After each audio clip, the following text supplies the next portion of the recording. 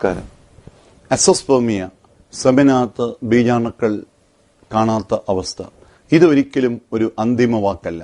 ബീജം ഉൽപ്പാദിപ്പിക്കപ്പെടുന്നുണ്ട്, കൊണ്ടിരുന്ന കൊള്ളിന് ബ്ലോക്ക് ഉണ്ടെങ്കിൽ ഈ അവസ്ഥ കാണപ്പെടാം. നമ്മളിവിടെ കാണാം, ടെസ്റ്റീസിൽ നിന്ന് ബീജം ഉൽപ്പാദിപ്പിക്കപ്പെടുന്നു. ഈ കൊള്ളുകളാണ് ബീജത്തെ കൊണ്ടുവരുന്നത്. ഈ കൊള്ളുകൾക്ക് തടസ്സം വന്നാൽ അതിനാണ് നമ്മൾ ഒബ്സ്ട്രക്റ്റീവ് അസോസ്പെർമിയ എന്ന് പറയുന്നത്. വൃഷ്ണത്തിൽ ബീജം ഉൽപ്പാദിപ്പിക്കപ്പെടുന്നില്ലെങ്കിൽ നമുക്ക് ഈ അവസ്ഥ വരാം. ഇതിനെ നമ്മൾ അസോസ്പെർമിയ എന്ന് പറയും. വൃഷ്ണത്തിന്റെ ചില ഭാഗത്ത് മാത്രമേ ബീജം ഉൽപ്പാദിപ്പിക്കുന്നു എന്നുള്ളെങ്കിലും ഈ അവസ്ഥ വരാം. ഈ അറിവ് പ്രാധാന്യമുള്ളതാണ്.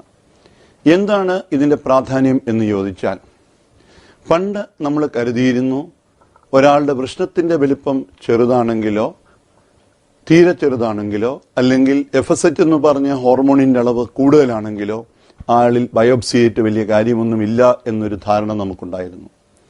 എന്നാൽ ഇന്ന് നമ്മൾ മൈക്രോറ്റീസ, നമ്മൾ ഈ പടത്തിൽ കാണുന്നത് പോലെ വൃഷ്ണത്തിന്റെ പല ഭാഗത്തു നിന്ന് ബീജം ഉൽപ്പാദിപ്പിക്കുന്ന കൊള്ളുകൾ ഉണ്ടോ എന്ന് മൈക്രോസ്കോപ്പിന്റെ അടിയിൽ കൂടി നോക്കി നടത്തിയതിന്റെ ഫലമായിട്ട് നമുക്ക് മനസ്സിലായി, തീരെ ചെറിയ വൃഷ്ണമുള്ളവരിലും ചിലപ്പോൾ അവരുടെ വൃഷ്ണത്തിന്റെ ചില ഭാഗത്തു മാത്രം ബീജോൽപാദനം ഉണ്ടായേക്കാം. അതുകൊണ്ട് ഞാൻ പറയുവാൻ ശ്രമിക്കുന്നത്, വൃഷ്ണത്തിന്റെ വലിപ്പം ചെറുതാണെങ്കിലും FSH ലെവൽ കൂടുതലാണെങ്കിലും ഒരിക്കലും ഫർദർ പരിശോധനകൾ ആവശ്യമില്ല എന്ന് കരുതരുത്. തീർച്ചയായിട്ടും എന്നെ കേൾക്കുന്ന ഏതെങ്കിലും ഒരു പ്രേക്ഷകനെങ്കിലും ഈ അറിവ് അവരുടെ ജീവിതത്തിൽ മാറ്റം വരുത്തും എന്നെനിക്ക് ഉറപ്പുണ്ട്. രോഗികൾ അടക്കമായിട്ട് ചോദിക്കുന്ന ഒരു ചോദ്യമുണ്ട്, ഡോക്ടറെ എനിക്ക് മാത്രമേ ഉള്ളോ ഈ അവസ്ഥ? ഇങ്ങനെയുള്ള രോഗികൾ ഇവിടെ വരാറുണ്ടോ? വന്ധ്യതാ ചികിത്സ എടുക്കുന്ന 10% പേരിൽ, ഒന്നുകൂടി ഞാൻ പറയാം, വന്ധ്യതാ ചികിത്സ എടുക്കുന്ന 10% പേരിൽ അസോസ്പെർമിയ നമ്മൾ കാണാറുണ്ട്. 100-ൽ 1 പുരുഷന് ഈ അവസ്ഥ ഉണ്ട്. ഞാൻ പെട്ടെന്ന് മനസ്സിലാക്കി തരാം. 50,000 ആണുങ്ങളെ ഒന്ന് മനസ്സിൽ വിചാരിക്കുക. അതിൽ 5,000 മുതൽ 7,500 പേര് കുഞ്ഞുങ്ങൾ ഇല്ലാത്ത അവസ്ഥ അവർക്കുണ്ട്. അതിൽ 500 പേർക്ക് അസോസ്പെർമിയ എന്ന അവസ്ഥയുണ്ടാവും. അപ്പോൾ നമ്മൾ തനിച്ചാണ് എന്നുള്ള ചിന്താഗതി മാറ്റുവാൻ ഈ ചിന്ത നമ്മളെ സഹായിക്കും. എന്തുകൊണ്ടാണ് ഈ അവസ്ഥയുണ്ടാവുന്നത്?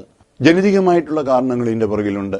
ക്ലൈൻഫെറ്റർ സിൻഡ്രോം, നമ്മൾ ക്യാൻസർ ചികിത്സയ്ക്ക് വേണ്ടി എടുക്കുന്ന കീമോതെറാപ്പി അല്ലെങ്കിൽ റേഡിയേഷന്റെ ഫലമായിട്ട് ഈ അവസ്ഥയുണ്ടാവാം. അമിതമായിട്ടുള്ള ലഹരി മരുന്നുകളുടെ ഉപയോഗം, നമ്മൾ ഈ പടത്തിൽ കാണാം, ടെസ്റ്റീസിൽ നിന്ന് ബീജം ഉൽപ്പാദിപ്പിച്ചാൽ കൊള്ളുകൾ വേണം ഈ ബീജത്തെ വെളിയിൽ കൊണ്ടുവരുവാൻ. ഈ കൊള്ളുകൾക്ക് ഇല്ലാത്ത അവസ്ഥ, ജന്മനാ തന്നെ ചിലർക്ക് ഈ കൊള്ളുകൾ ഇല്ലാതെ വരാം. ായിട്ടുള്ള വൈകല്യങ്ങൾ, വൃഷ്ണത്തിന്റെ വളർച്ചയിലുള്ള വൈകല്യങ്ങൾ, അന്തരീക്ഷത്തിന്റെ ഘടനയിലുള്ള പ്രശ്നങ്ങളൊക്കെ ഈ അവസ്ഥയുണ്ടാക്കും. പലപ്പോഴും രോഗികൾ ചോദിക്കുന്ന ചോദ്യം, ഡോക്ടറെ എനിക്ക് അസോസ്പെർമിയാണ്, ഇനി ഞാൻ എന്താണ് ചെയ്യേണ്ടത്? What should I do? ആദ്യം എനിക്ക് പറയാനുള്ളത്, നിങ്ങളുടെ സെമൻ റിപ്പോർട്ടിനകത്ത് അസോസ്പെർമിയ എന്ന് കണ്ടാൽ ഒരിക്കലും ഒരു ടെസ്റ്റ് കൊണ്ട് നിങ്ങളുടെ ആ പരിശോധന നിർത്തരുത്. വേറെ ഒരു നല്ല ലാബിൽ പോയി നിങ്ങളുടെ സെമൻ ഒന്നുകൂടി പരിശോധിപ്പിക്കണം. അത് അസോസ്പെർമിയ ആണോ എന്ന് കൺഫേം ചെയ്യണം. കാര്യം പുരുഷ ബീജത്തിന്റെ അനാലിസിസ് ലാബുകളിൽ നിന്ന് വ്യത്യസ്തം വന്നു എന്ന് വരാം. ഒരാൾ നോക്കുന്ന പോലെ തന്നെ ആവണമെന്നില്ല വേറൊരാൾ റിപ്പോർട്ട് ചെയ്യുന്നത്. ചിലപ്പോൾ നിങ്ങളുടെ ഈ സെമനകത്ത് 1-2 ബീജാണുക്കൾ ഉണ്ടെന്നുള്ള റിപ്പോർട്ടാകണം കിട്ടുന്നതെങ്കിൽ തീർച്ചയായിട്ടും നിങ്ങളുടെ ചികിത്സ അത് മാറ്റാം. അസോസ്പെർമിയ ഒരു ലാബിൽ നിന്ന് റിപ്പോർട്ട് ചെയ്തു, എന്നാൽ വേറെ ലാബിൽ നോക്കിയപ്പോൾ 1-2 ബീജാണുക്കൾ അതിനകത്തുണ്ട് എന്ന് കണ്ടാൽ ഓർക്കണം, അവസ്ഥ 2-2 അത് അസോസ്പെർമിയ അല്ല. എങ്ങനെയാണ് ഡോക്ടർ ഇത് അറിയുന്നത്? ഇത് ബ്ലോക്കിന്റെ പ്രോബ്ലമാണോ അതോ ഫാക്ടറി പ്രോബ്ലമാണോ? ഒരു രോഗി എന്നോട് വന്ന് ചോദിച്ച ചോദ്യമാണ്. എനിക്കത് വളരെ തമാശയായിട്ട് തോന്നി, നല്ലൊരു വേർഡായിട്ട് തോന്നി. ഇതൊരു ഫാക്ടറിയുടെ പ്രശ്നമാണോ അതോ ട്രാഫിക് ബ്ലോക്കിന്റെ പ്രശ്നമാണോ? 100% അക്യുറസിയോടെ ഇത് പറയുവാൻ നമുക്ക് ഡിഫിക്കൽറ്റി ഉണ്ട്. പണ്ട് നമ്മൾ വിചാരിച്ചിരുന്നു ബ്ലഡ് ടെസ്റ്റുകളായ FSH ഇൻഹിബിനൊക്കെ നോക്കുമ്പം 100% അക്യുറസിയോടെ നമുക്കിത് പറയുവാൻ സാധിക്കുമെന്ന്. എന്നാൽ നമ്മൾ ഈ പടത്തിൽ കാണുന്നത് പോലെ മൈക്രോറ്റീസായുടെ ഉപയോഗം വ്യാപകമായതോടെയാണ് നമുക്ക് മനസ്സിലായത് ഈ ലാബ് ടെസ്റ്റുകൾ 100% സുരക്ഷിതമായിട്ടുള്ള റിപ്പോർട്ടുകളല്ല നമുക്ക് നൽകുന്നതെന്ന്. പലപ്പോഴും രോഗികൾ ചോദിക്കുന്ന ഒരു ചോദ്യമുണ്ട്, ഇതൊക്കെ എക്സ്പ്ലെയിൻ ചെയ്താലും ഡോക്ടറെ അസോസ്പെർമിയ എന്ന് പറഞ്ഞ അവസ്ഥയിൽ ടെസ്റ്റീസിൽ ബീജം ഉൽപ്പാദിപ്പിക്കുന്നില്ല എന്നുള്ളതാണോ അതിന്റെ അവസ്ഥ? ഒരിക്കലുമല്ല. ബീജം ഉൽപ്പാദിപ്പിക്കുന്നുണ്ടെങ്കിലും കൊണ്ടുവരുന്ന കൊള്ളുകൾക്ക് ബ്ലോക്ക് ഉണ്ടെങ്കിൽ നിങ്ങൾക്ക് അസോസ്പെർമിയ ഉണ്ടാവാം. അപ്പം ഡോക്ടർ പറഞ്ഞു വരുന്നത് ബയോപ്സി ചെയ്താൽ എനിക്ക് സാധ്യതയുണ്ടോ എന്നാണോ? അവരുടെ ഹൃദയത്തിൽ നിന്ന് വരുന്ന ചോദ്യങ്ങളാണ് ഇതൊക്കെ. വളരെ ആധികാരികമായിട്ട് എനിക്ക് പറയുവാൻ സാധിക്കും, വൃഷ്ണത്തിന്റെ പല ഭാഗങ്ങളിൽ പല രീതിയിലുള്ള ബീജോത്പാദനമായിരിക്കാം നടക്കുന്നത്.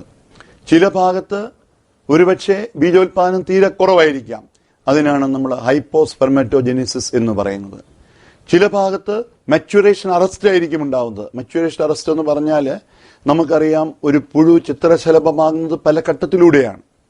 ഒരു പുഴു ചിത്രശലഭമാകുന്നതിനുള്ള മുമ്പില് അതിന്റെ വളർച്ച തടസ്സപ്പെട്ടാൽ അതൊരിക്കലും ചിത്രശലഭമാകുകയില്ല എന്ന് പറയുന്നത് പോലെ പുരുഷ ബീജം നമ്മൾ ഈ പടത്തിൽ കാണുന്നത് പോലെ പല ഘട്ടത്തിലൂടെയാണ് ഒരു ആരോഗ്യമുള്ള ബീജാണുവായി മാറുന്നത്.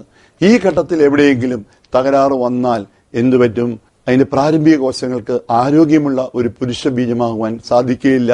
ഇതിനാണ് നമ്മൾ മച്യൂറേഷൻ അറസ്റ്റ് എന്ന് പറയുന്നത്. അപ്പൊ പണ്ട് ബയോപ്സിയിൽ, വൃഷ്ണത്തിന്റെ ഒരു ഭാഗത്തെ ബയോപ്സിയിൽ മച്യൂറേഷൻ അറസ്റ്റ് എന്ന് കണ്ടാൽ നമ്മൾ വിചാരിച്ചിരുന്നു ഈ രോഗിക്ക് വിജയസാധ്യതയില്ല എന്ന്. ഇന്ന് നമുക്കറിയാം, വൃഷ്ണത്തിന്റെ ചില ഭാഗത്ത് ഇതുപോലെ മച്യൂറേഷൻ അറസ്റ്റുള്ള കോശങ്ങൾ ഉണ്ടാകാം, അതുപോലെ സെർട്ടോളി സെല്ല് മാത്രമുള്ള അവസ്ഥയുണ്ടാകാം. പക്ഷെ എന്നാലും ചില ഭാഗത്ത് ബീജം ഉൽപ്പാദിപ്പിക്കുന്ന കോശങ്ങൾ ഉണ്ടാകാനുള്ള സാധ്യതയുണ്ട് എന്ന്. അതുകൊണ്ടാണ് നമ്മൾ ഈ പടത്തിൽ കാണുന്നത് പോലെ മൈക്രോസ്കോപ്പിന്റെ അടിയിലൂടെ സ്പേംസിനെ, നമ്മൾ ടെസ്റ്റിക്കുലാർ ടിഷ്യൂവിനെ ഡിസെക്ട് ചെയ്ത് ബീജാണുക്കൾ ഉണ്ടോ എന്നറിയാനായിട്ടുള്ള മൈക്രോടീസ് എന്ന പ്രൊസീജിയർ ചെയ്യുന്നത്. ഇതെല്ലാം മനസ്സിലാക്കി കഴിഞ്ഞാൽ അവർ ചോദിക്കുന്ന ചോദ്യം, ഡോക്ടറെ എന്താണ് ഇതിന്റെ ട്രീറ്റ്മെന്റ്? ഇതിന്റെ ചികിത്സയിൽ ഒരു പ്രധാന കാര്യം ഭാര്യയുടെ പ്രായവും പ്രത്യുൽപാദന ശേഷിയുമാണ്.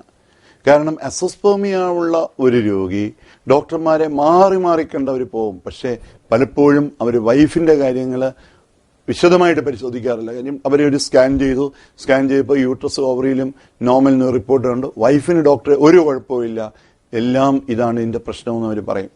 എന്നാൽ നമ്മൾ മനസ്സിലാക്കണം, വൈഫിന്റെ പ്രത്യുൽപാദന ശേഷിയെപ്പറ്റിയും നമ്മൾ വ്യക്തമായിട്ട് പഠിക്കേണ്ടതായിട്ടുണ്ട്. രോഗിയുടെ വിശദമായിട്ടുള്ള ബ്ലഡ് ടെസ്റ്റ് പരിശോധനകൾ ചെയ്യണം, അവരുമായിട്ട് വിശദമായിട്ട് സംസാരിക്കണം.